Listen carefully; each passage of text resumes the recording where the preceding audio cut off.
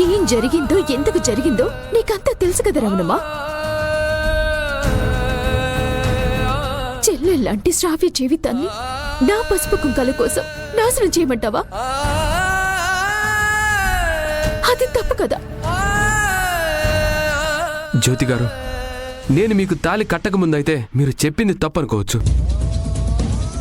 కానీ మన పెళ్లి జరిగాక కూడా మరొకరి కోసం మీరు నాతో కాపురానికి రాను అనడం, ఇంకొకరిని నన్ను పెళ్లి చేసుకోమని చెప్పడం ఏ ధర్మశాస్త్రంలో ఉంది? ఏ న్యాయశాస్త్రం చెప్పింది? నాకు శాస్త్రాలతో పని లేదు.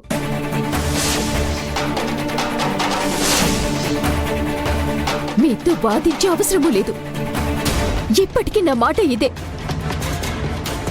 నన్ను విసిగించకుండా బయటికి వెళ్ళండి. జ్యోతమ్మా, ఏ ఆగరమ్మా, నేను అరిచి చెప్పాను బయటికి వెళ్ళండి అని. ఎందుకు ఇక్కడే ఉన్నారు?